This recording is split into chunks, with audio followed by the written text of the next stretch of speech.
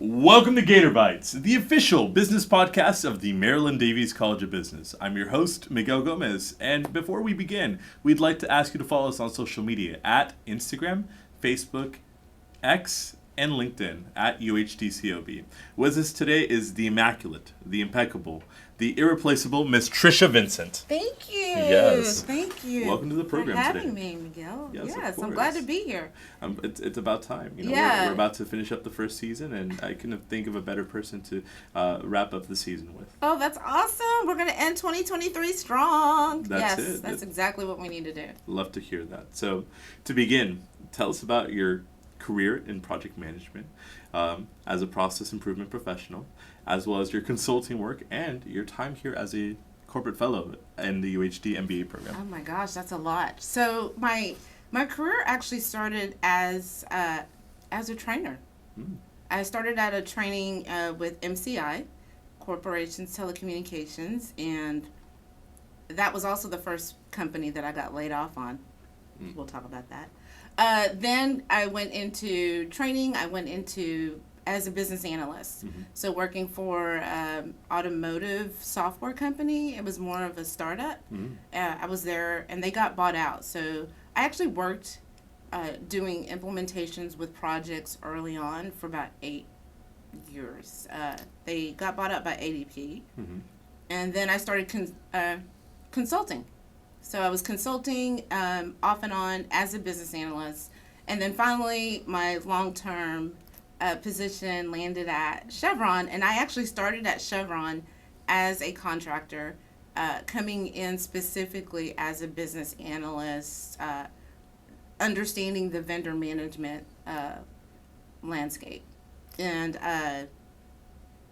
then I ended up moving into Project Management Center of Excellence, so the PMO office, and they actually brought me back on as a trainer, but I was training project managers.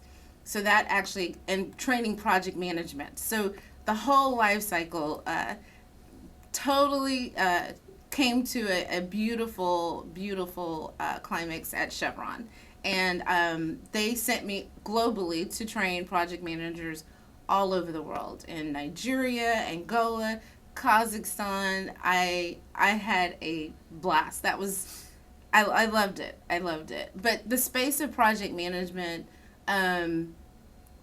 actually laid the foundation for what I'm doing now in consulting. And so now I am using those same project management skills. Those are transferable skills. They never, you never depart from that. So any assignment that you have isn't wasted.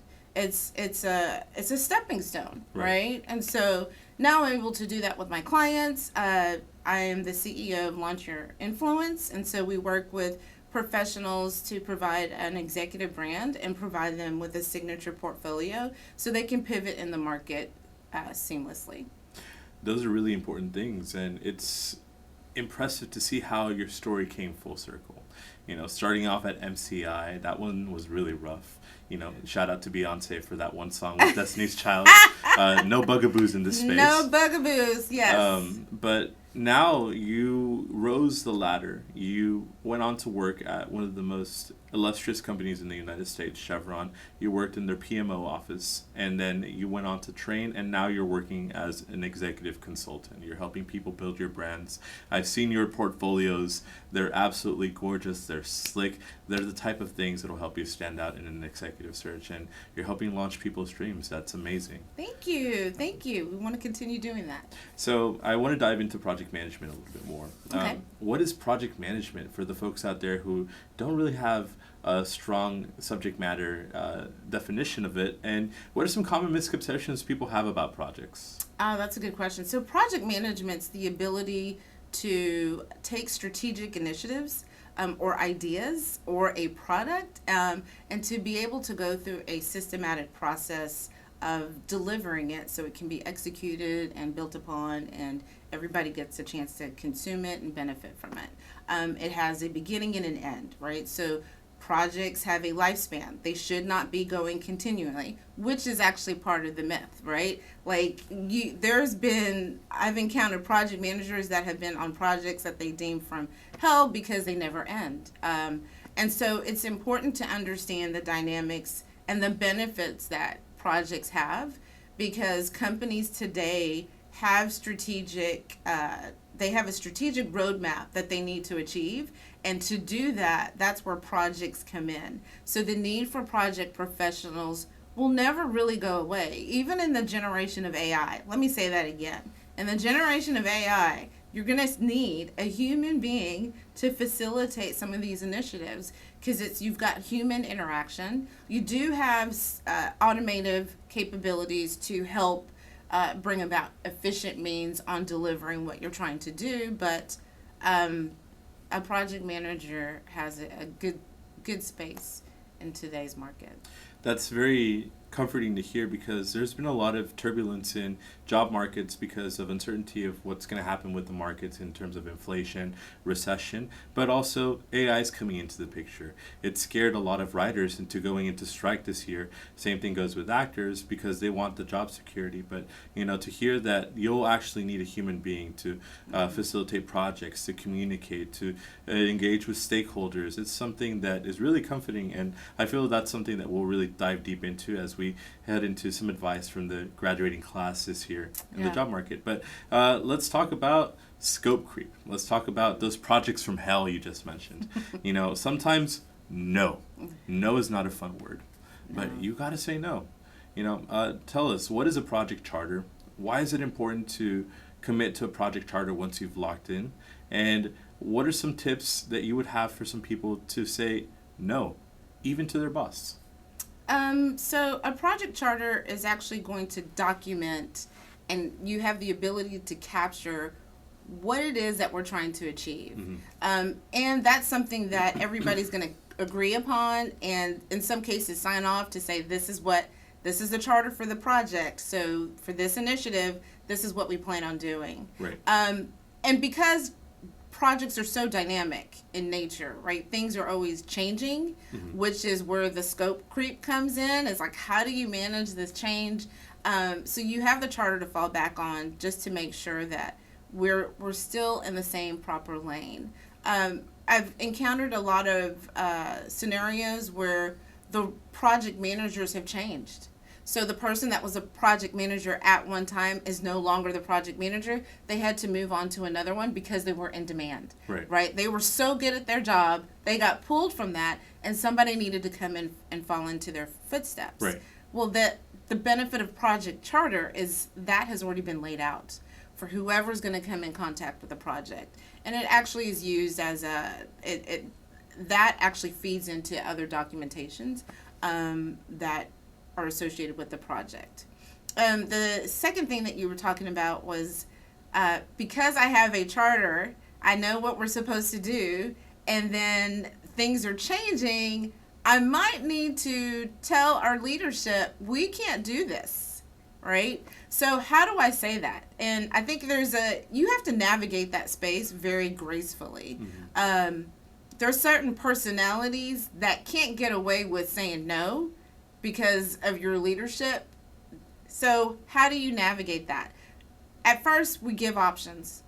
These are the options. If you take this scenario, this is what this means. If you take this scenario, this is what it means in terms of the decision makers having a say-so, right? So I say, no, this is my recommendation, but I'm going to give you options as to, if you don't agree with me, these are going to be what you have to choose from, and the impact of choosing those said scenarios are there. And okay, we always document.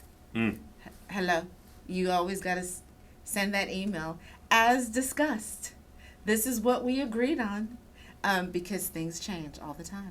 People have very short memories. Isn't that funny? In the day of technology, how do you have such a short, funny memory? That's why I love email. Let me send the email and remind you. You have to come ready with the receipts. Yeah, you do. And you've been in many situations where you've been in high-stakes meetings with executive leadership, have you not?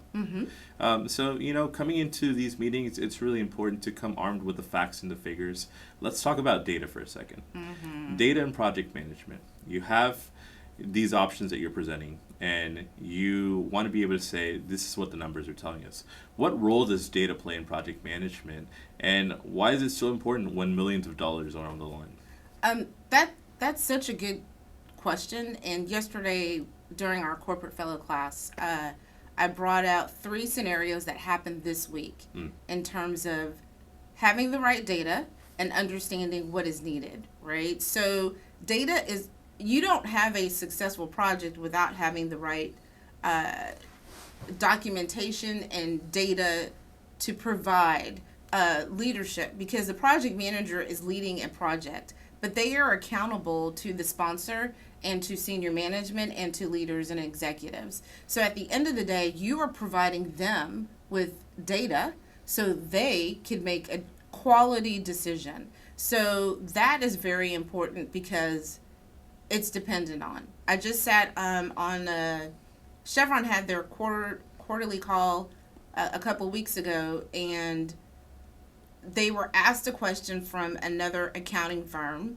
and the CEO, Mike Worth, was saying, our project managers have assessed that really well.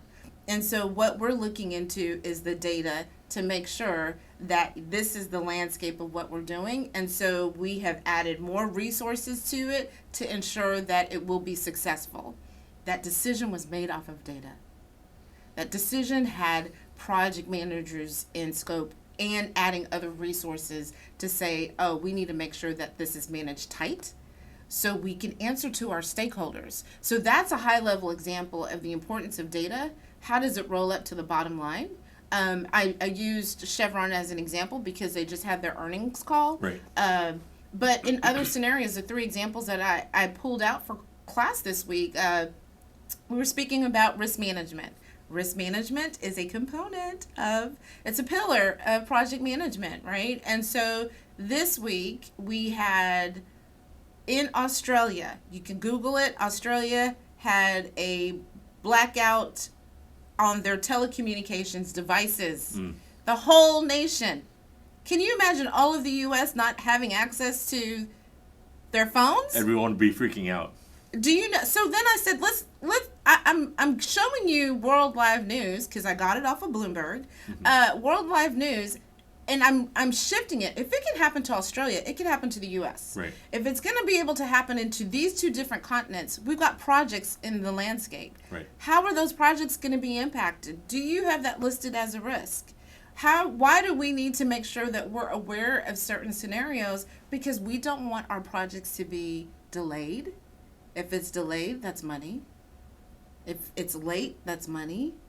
So the importance of having data is to make sure that we can manage those things that we have control over and identify those things that we do not have control over as well. So quality decisions can be made by our executive decision makers. And that's really important because sometimes you have to be able to take a step back and look at the bigger picture.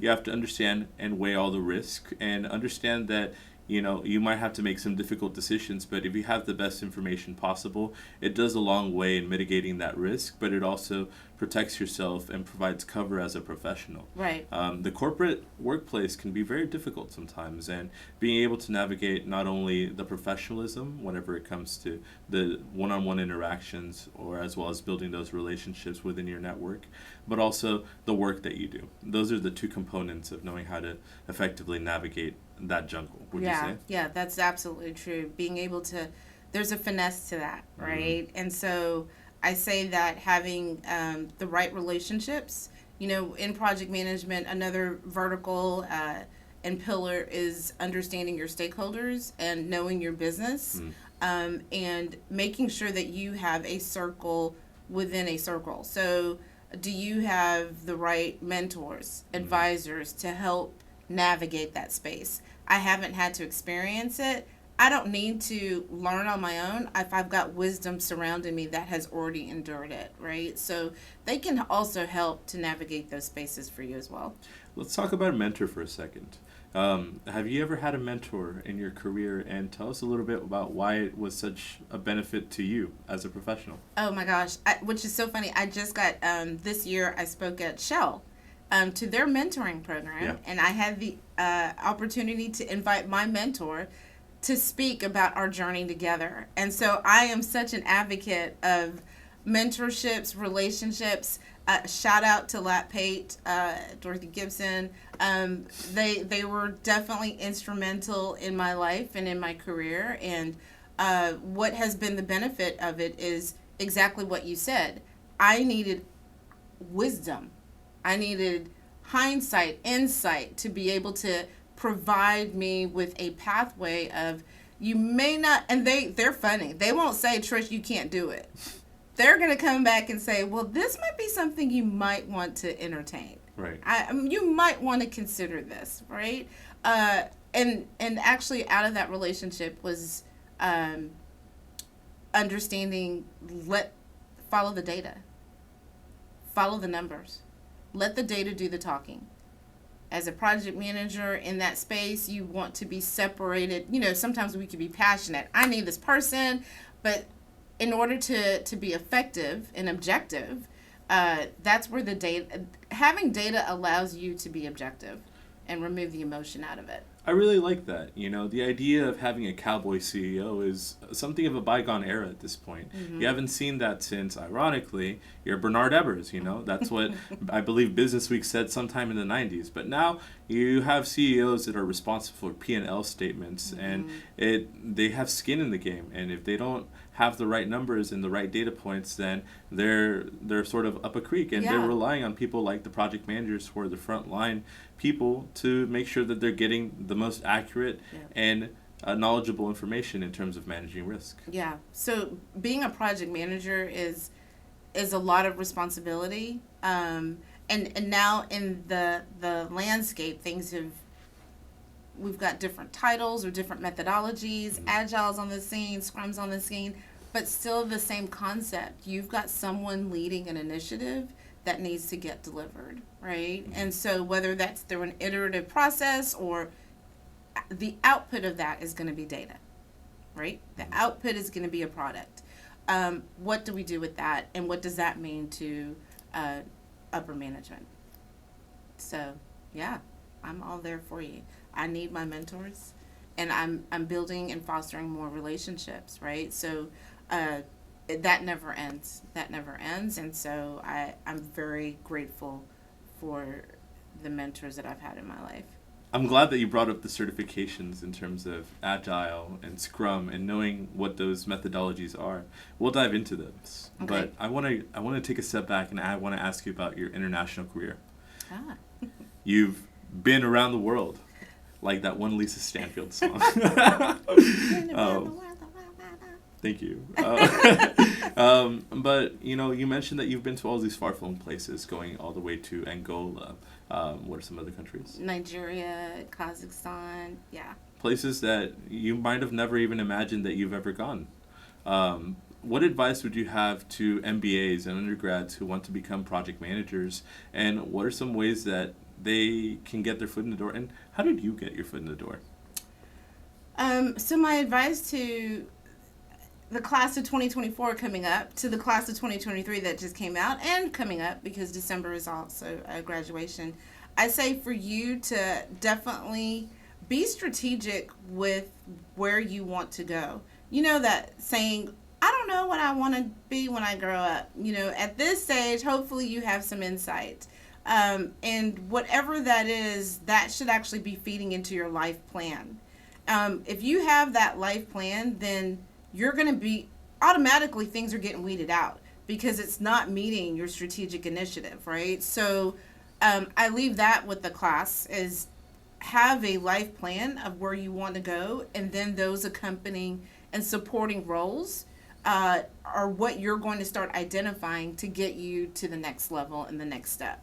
Your next question was, how did I get started? How to get my foot in the door? How did you get your foot in the door? I tripped.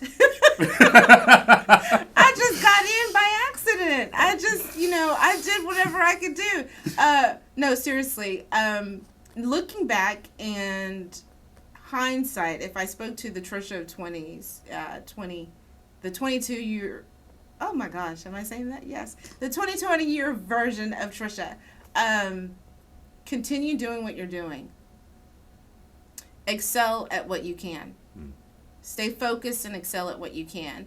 my foot in the door was my expertise as a business analyst, not as a project manager.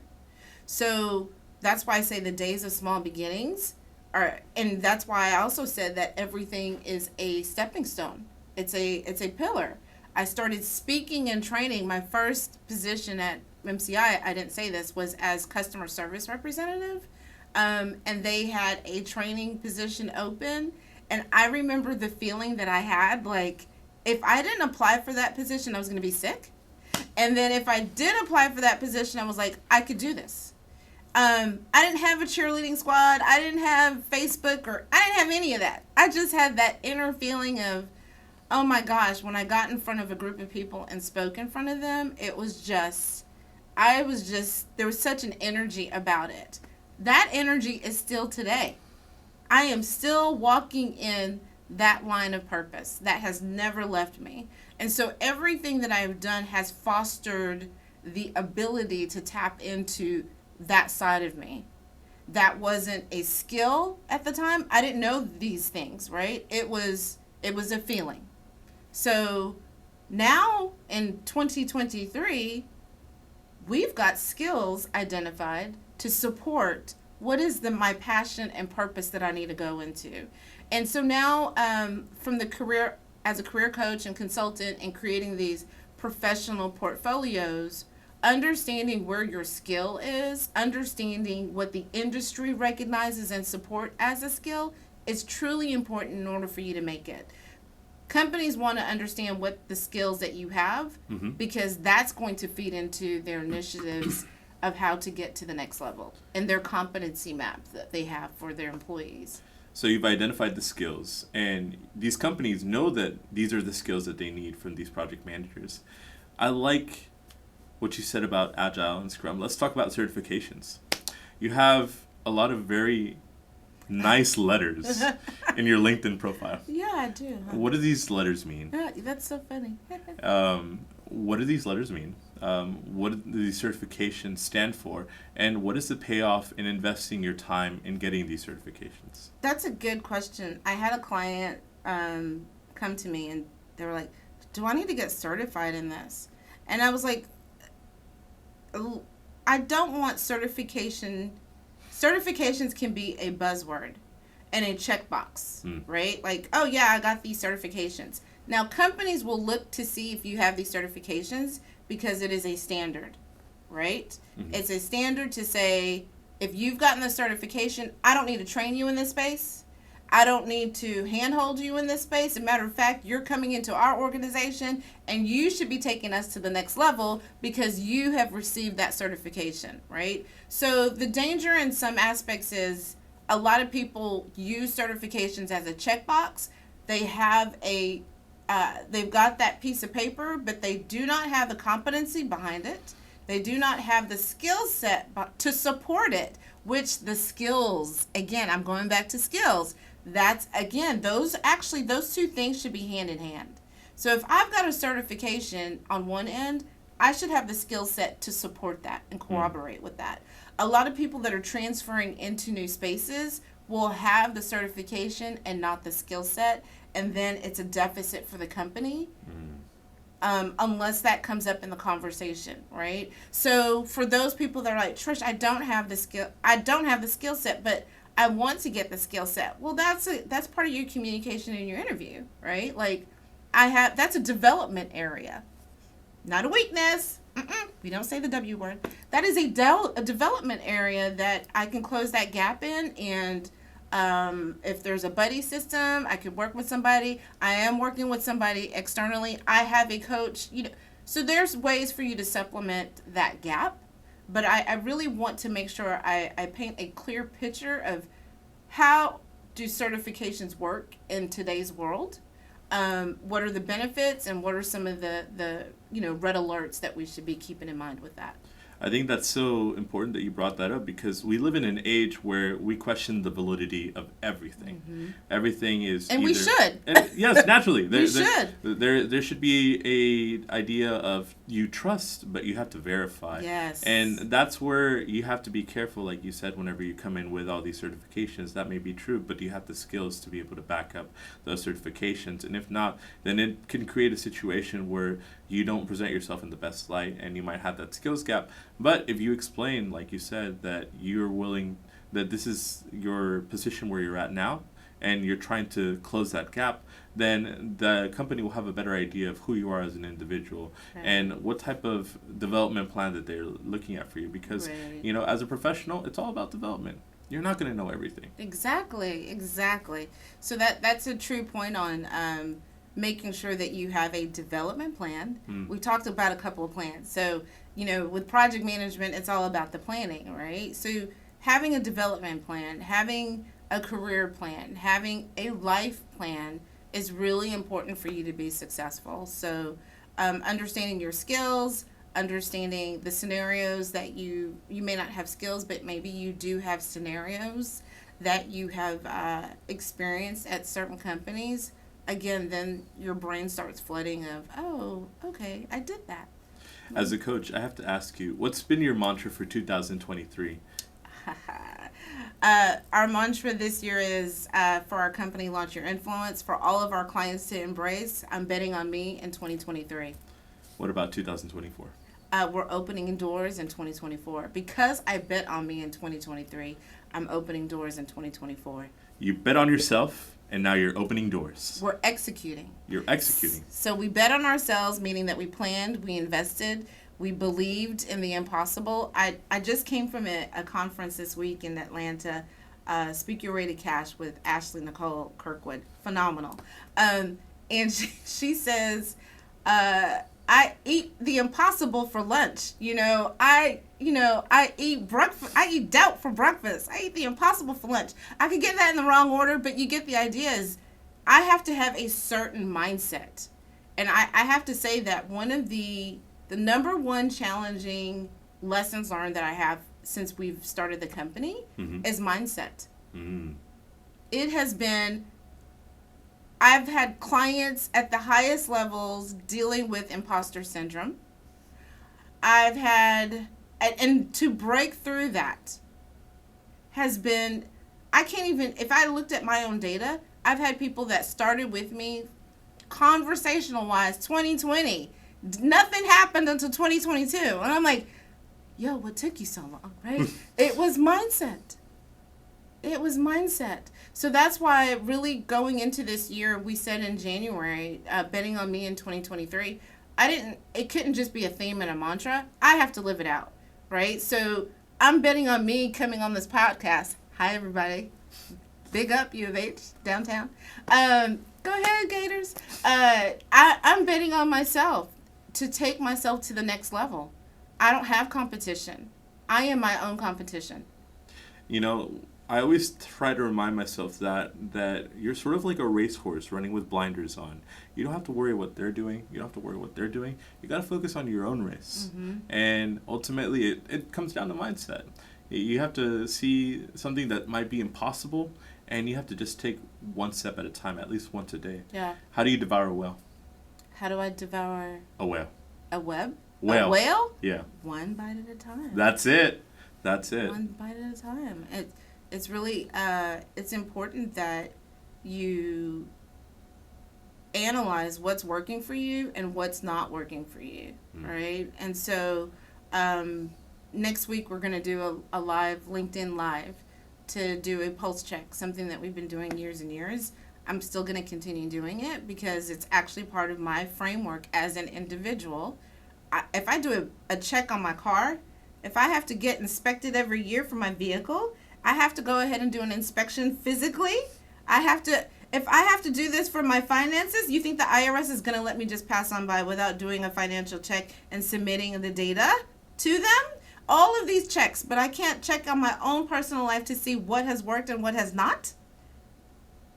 No, we're not doing that. We're not going to 2024 like that. No, you're going to do your professional audit the same way that hopefully the IRS doesn't audit you. Yes. Or us. Yes. Hopefully you have better outcomes, okay? Yes. So we could stay here talking all day long. I have millions of questions for you, but... Bring me back, man. Bring me back. We'll do a round 2. But going just to wrap up on techniques that don't work and techniques that work for you. I want to ask you, I've tried the Pomodoro. I've tried the time blocking technique. I've tried all that stuff. I've tried the checklist on Microsoft To Do and all that. What advice, ultimately, the cornerstone of project management is being able to be organized. What are some tips, techniques, and tools that you would recommend to people to be more organized in 2024? Technology really is to that same advantage. I was really great managing everybody else except myself. So let me be vulnerable on that aspect. Like, organization for myself was a challenge. And I had to block out time. I had to do all of the above of what you mentioned. So I block out time. I realized that checking emails was a distraction, not a benefit. So I only check emails at a certain time of the day. In the morning, in the afternoon, and then at the end, and then before I go to bed, right? Like 4 times a day. Right. I'm blocking time for this. I am blocking time to plan for the next day. So the time blocker is essential. I also realized that I'm easily distracted. So this year, I started working like the 3 or 4 hours that I'm going to do all of my top goals that I need to focus in. So I can't listen to music with words, which is very odd for me because I have a background in piano. I played piano forever, and then I did not play piano forever. I haven't played piano forever. But ironically, I found that listening to music with no words yielded the most productivity out of myself. Wow. So all that to say, figure out what is working for you and really what is not working for you. So when you analyze what is not working for you, start dissecting that and do the 5 whys. Why is that not working? Why is that not working? And why is that not working? And then I realized for myself, once I did that, oh my God, the things I was able to spit out was phenomenal. The next thing also that works for me was my diet. Really? So your energy level peaks and goes, and I'm like, oh man, I just want to take a nap. I'm like, girl, come on, what's wrong with you? You can't do this. So in January, I just had this conversation with my 82-year-old father, who does not look like 82 years old at all. And believe Love me, that. his feistiness shows it as well. But I was saying, Daddy, I had to change my diet. And he was like, I love staying here. He's visiting in the country with me for a couple weeks. He said, I love staying here with you, and I like the way that you eat. You feed your father well. I said, yes, of course. But my diet was really important, and I increased 70% vegetables. I did that last year. So this year I had the same goal, but when I went back home to visit my parents back in Jamaica, my mom and I said that we're going to do a little fast or whatever, just no meat. And so I said, you know what, I'm going to increase that 70% to be, it's still 70% vegetables, but I'm going to increase it to be majority. How do I get more live food into my diet? Live food, break that down. So live food is uncooked vegetables, uncooked fruit. I mean, you don't cook fruits, right? But so that was me having a tomato in the morning, having a cucumber, having an avocado. You would be surprised how filling that is. That's my breakfast. I love a good avocado. Oh, hey. So that just going into what works for me and my to help me to be at my optimal has been my diet, managing my time, siloing out spaces for me. And I had a rule, it's on my website, but I don't know if you can download it or buy it, but I don't work on Saturday and Sundays anymore. Can you imagine that? I tried to make sure I don't. So I would say self-care Saturdays and sacred Sundays. So I wanted to make sure as a woman of faith, I'm dedicating that time and that space, and I'm honoring it. And I don't want anything to to contaminate that. Right. And then the self-care is essential, right? So self-care Saturdays, sacred Sundays, and then I'm working through the rest of the week. I have something for every single day, but I want to leave you guys with that, because those two items are probably the ones that are the most undervalued and underappreciated. You don't hear so much about sacred Sundays as opposed to, and you do hear about self-care, right? Right. But not enough, because it still is a gap, right? We're still seeing people suffer because of not taking care of themselves and going with the rut. It's both body and mind. Mm-hmm. I love that. Well, thank you so much for joining us on our podcast today, Miss Tricia. Me. My name is Miguel Gomez. This has been Gator Bytes, the official business podcast of the Maryland Davies College of Business. Follow us on social media, and we want to remind you to take a bite out of business, and we'll see you later, Gators.